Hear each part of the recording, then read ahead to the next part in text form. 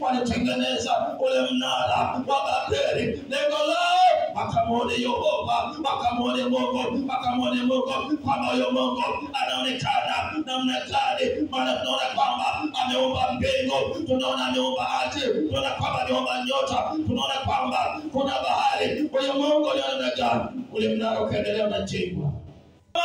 Kwa pamoja, wanashikamana kwa pamoja. Nasema kanisa ikishikamana kwa pamoja, mabadiliko yataonekana. Maisha yetu yatabadilika. Maana Mungu anahitaji watu washikamane kwa pamoja.